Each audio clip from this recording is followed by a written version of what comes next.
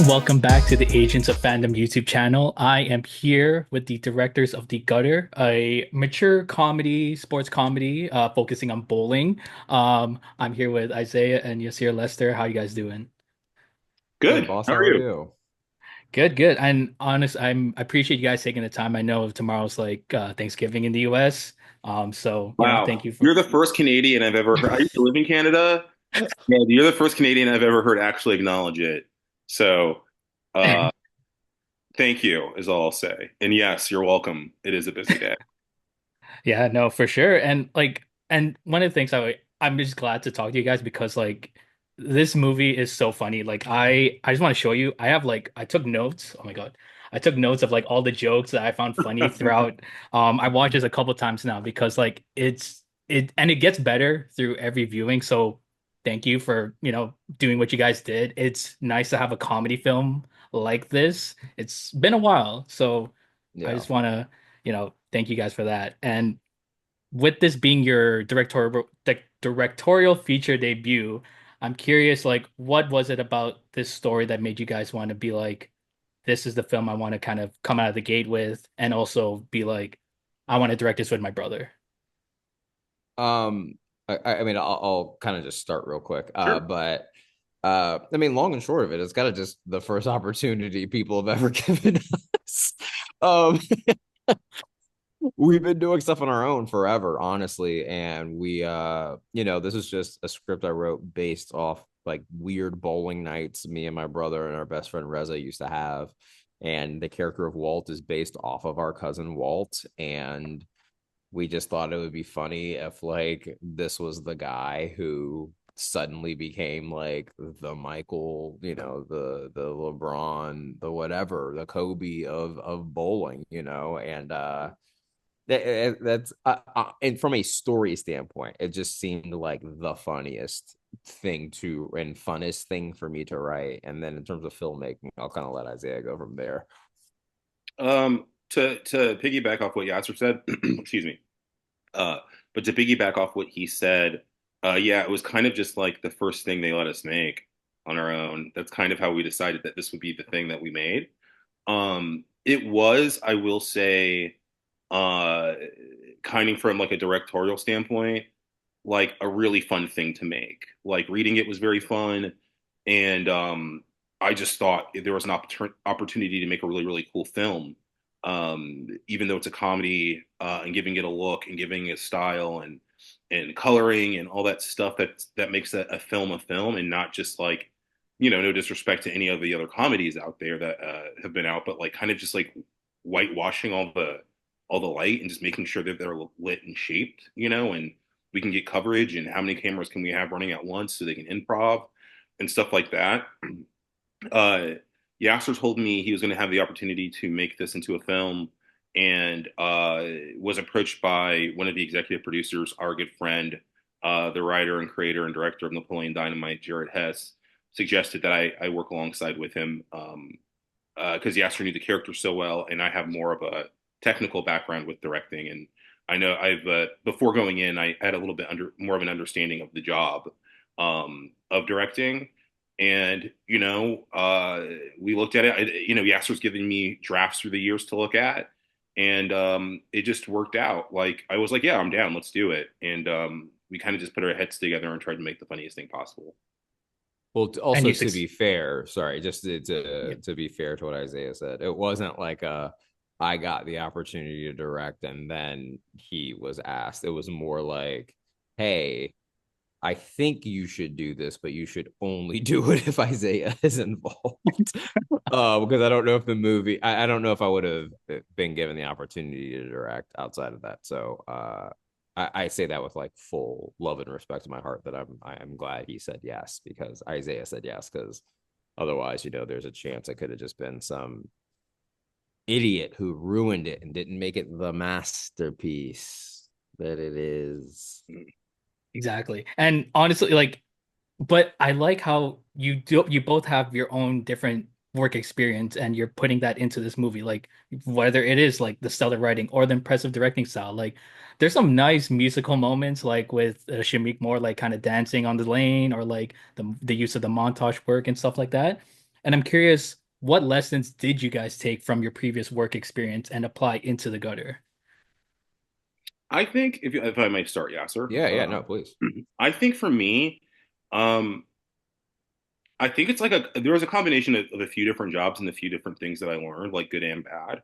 Um, I learned that like funniest joke always wins and should always win. And I've been in positions and I've been in rooms where it didn't. It was just the guy who said it, who got the joke in, and it wasn't as good.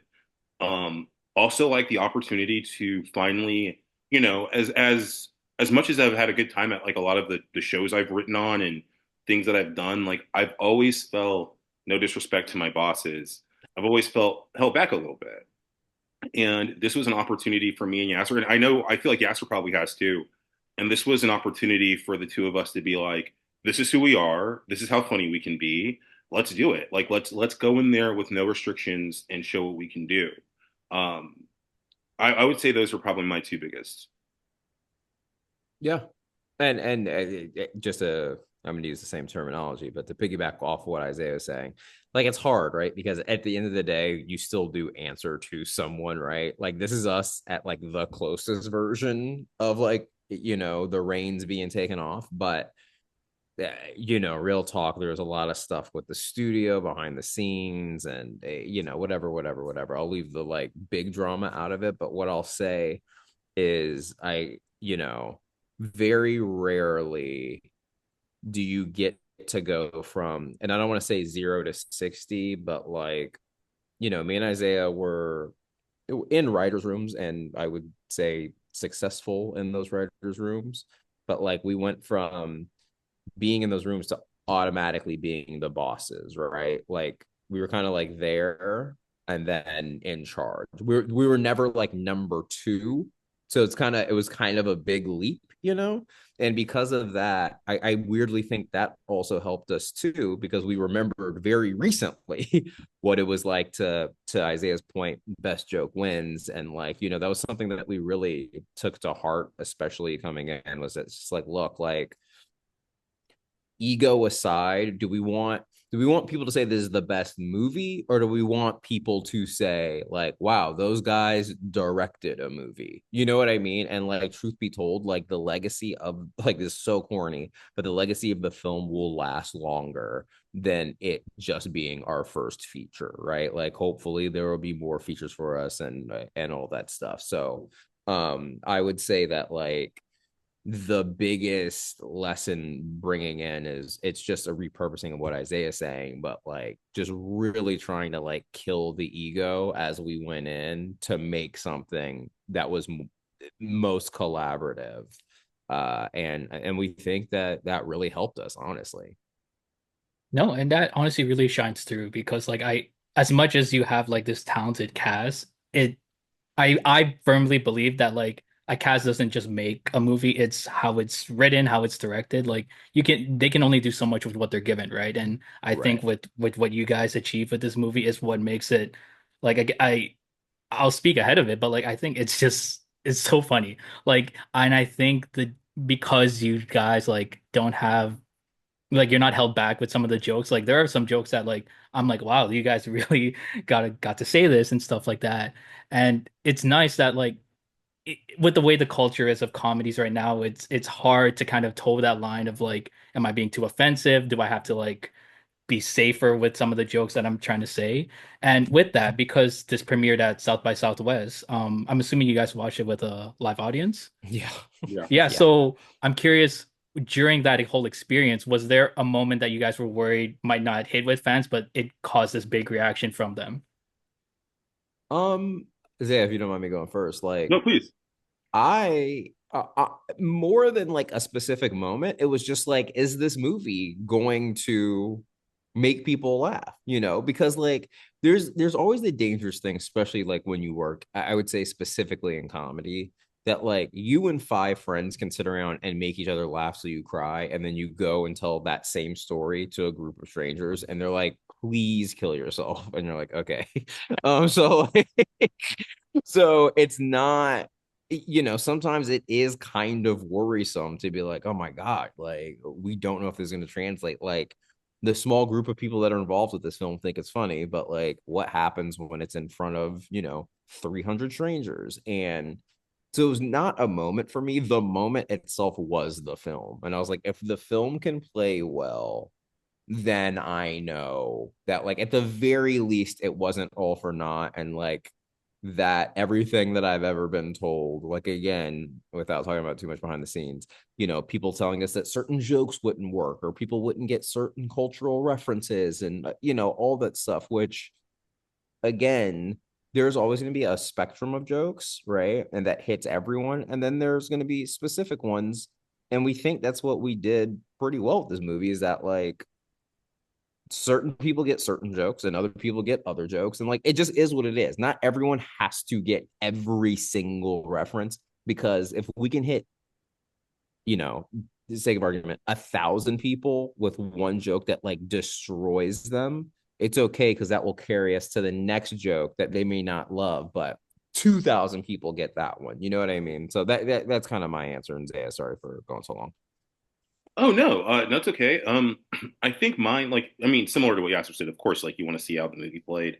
Um, Specifically, there are just certain moments, like the first time he says his name at the competition, and even like, I mean, the thing that made us comfortable immediately is that, especially at South by, where it played very well, like once you see his name on his resume and like his nickname on it, then people started laughing immediately. And I was like, oh, they Yeah. get this, we're good. Like if you're Right. looking at this one, we're good to go. Right. Um, but it's always, I think it's always I know that we're always gonna get a huge laugh at the first time he shows up to a competition, is how I'll say Right. it. Right. Yeah, that's exactly right. Yeah, no, I the costuming, like, and I want to ask about the costuming. Like, obviously he's inspired by wrestlers and stuff like that, but what were they, was Shameik a part of like what kind of costuming Wald would have at every competition, or like was that all you guys? It was us in collaboration with the costume designer Melissa Walker, who's a genius. Like the costumes were written into the script, but insofar as like he's in Houston, so he's dressed like an astronaut. He's in Oklahoma, so he's dressed like a cowboy. You know what I mean? Like, and I'll also say that like if Shameik was involved, it was more like I don't know if I should be showing this much of my body, and we're like, it's fine. But Zaya, sorry, go for No, it. I was going to say, I mean, it was mostly in the script, and then Melissa would go off and like come back with these like, I mean, like 10 to 12 crazy ideas. Like she made it hard to pick one. Yeah, So, yeah, so like it's she just did an insane job. yeah. She's a sorry, I didn't mean to cut you off. She's just such a like. There's true geniuses in a field, and that you recognize not being in that field how good someone is at it. And like, me and Isaiah, the first time we spoke with her, she was like, "Hey, man, I'm on my houseboat," and we were like, "What?" like, Okay. and she like you can come with her to an idea and she will elevate it to the point where you're like, I didn't even realize I gave you this idea. Like, you know what I mean? Like you have taken it to something far above and beyond. She's awesome. So we just love her. We just love Melissa. No, it's good to hear. And I like hearing stuff like that because again, be with your previous work experience, like you're now in this, you're helming a film with like working with all these different departments and everything. So you get to kind of see the goings on with like, with whether you're focused on just the writing, you don't really get to work with like the costuming directly like that. But Right. as a director, you get to have that collaboration and work together, and you get to see how the sausage gets made on that side of things. And so Yep. that's cool to see. Yeah. I'm curious though with Shameik, like there are some moments in the movie where it actually looks like he actually pulls off a strike like in one frame, and I'm curious, like, was that like, is he actually that good at bowling, or like how did you turn him from Miles Morales to Miles Morales? Oh, he was ready. He was I've Oh, ready. ever since I saw yeah, him as part of this cast, I'm like, I gotta work this in somehow. buddy. First I of love it. all, kudos to you for being the first one because that Oh, was fire. That's fantastic. Yeah, Zaya. It was like a little bit of this, a little bit of that, a little bit of him bowling, a little bit of movie magic. I will say that naturally he was the most skilled bowler of the group. I would say he was a very, and it's not like in the movie where he's never bowled before, but it felt like he's never bowled before the movie. Am I wrong, Yasser? Yeah, it like He's like, is this how I do it? It's like, right. Yeah, yeah, yeah, you yeah. bowl the ball. Yeah. It's not even like he had never done it. It's like he didn't even have the concept of it as like a thing that exists in the world. Like he's like bowling. We're like, yeah, you roll a ball to hit pins. And he's like, what? Okay, I guess I'll try. And then he would like hit a strike. And we're like, okay. Yeah. Okay. Yeah. Yeah. No, that's good to hear. And Yeah. so I'm Yeah. curious with some of this movie magic stuff, and I love hearing when I'll say like independent projects like have constraints like whether it's time, money, stuff like that, and they kind of birth this new creative idea because of these constraints. Was there a moment like that when making The Gutter that you felt like, okay, like we're gonna have to come up with a creative solution to something, and it ended up benefiting the film? No, Zay, I'll let you answer that one, buddy. Um, I always say my answer is always the really ugly guy at the bowling alley that Skunk is dating. Like we didn't have like we it was supposed to be like 15 different people. It was supposed to be like a massive celebrity cameo. Relatively speaking, like one of the guys was Damon John. I don't know how massive that would have been as a cameo, but we couldn't get anyone settled, and Yasser was like, I think I should just write a new character in, and it ended up being the really ugly guy who wears the feminism suck shirt and spits seeds and all that other gross stuff. And I thought that was a thing that I was like, oh, this is way better if this had been like Mookie Betts or whoever it was supposed to be before. It really, I feel like it, and it also tells, it helps the story. Like it shows Skunk's like spiraling downfall. Like why should she date a guy like that? Like, so I just felt like that served really well. Yeah. Mine honestly is the bowling alleys themselves because it's all one alley. We were supposed to have multiples, and then it became okay, you're just gonna have a few. Then it became you're just gonna have this one. And so shout out to our production designer, Maggie Reuter, who had to like do what she could to make one bowling alley look like 30 or however many are in there, and because of that we got to do really fun stuff. Like there's just so many dumb jokes within the alleys themselves. Like one of my favorites that like I'll always laugh at is that we're from outside of Atlanta, and one of the biggest churches where MLK actually preaches, Ebenezer Baptist Church. And Isaiah was like, we should just name the Atlanta bowling alley Ebenezer Baptist Bowling Alley. And it's so stupid and so weird, but the people that catch it lose their mind. Like I've gotten multiple messages from people being like, I only saw it for a second as the name of the bowling alley Ebenezer Baptist. And we're like, yeah, it's just like to me, like that is such a fun that specific one I think is the best one, but like of all of them, we just got to do so many dumb gags. We ended up cutting it out just because like I don't think it was on accident and it was actually just stupid. And I don't know if people would have gotten it, but our props department, we had the Oklahoma Bowl. It was supposed to be called like Oklahoma or something. And they kept spelling it wrong. So it just kept saying Oklahoma. And me and Isaiah were like, you guys have, first of all, there's no way you don't know how to spell Oklahoma. Like, this is crazy, first of all. But Yeah. secondly, it just makes us like it makes us look actually stupid versus like we're doing a joke. Um, but yeah, I would say money wise, the thing that is the Ebenezer Baptist thing. It makes me laugh every single time. That's good to hear because like Yeah, I mean I'll when I watch it again like I'm gonna pick up on some of these things and yeah, yeah. I love hearing stories like that. And I know I asked you earlier what are some things you took from your past work experience and applied to The Gutter. Now for your next feature, and I hope that's in the works. What are some things you learned from The Gutter that you hope to apply to those features? Ooh, Zay. I think it's like, I mean, I really think it's like hiring the people you hire around you. Like, I think for me, in terms of actually making the movie, like production and being in it, like you have to have like a level of trust that trickles from you down to the PAs essentially.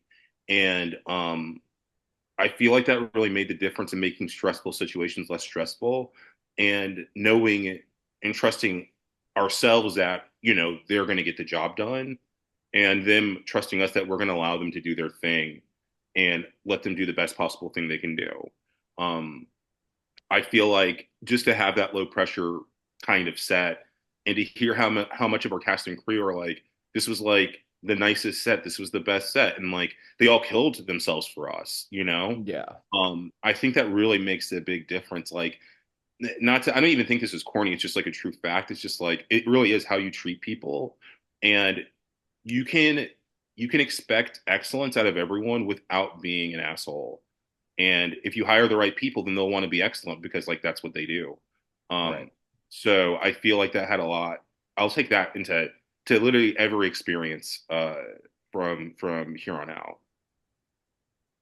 That's awesome. I mean, honestly, I would say fight more. And I don't mean that like in a negative way, but I mean it sincerely. Like the one thing that if I had a regret on this movie is that there's certain things. I'm not even just talking about like jokes, but I mean like fighting for our production designer a little bit harder, fighting for our costume designer a little bit harder, fighting for our DP a little bit harder in terms of things that they needed.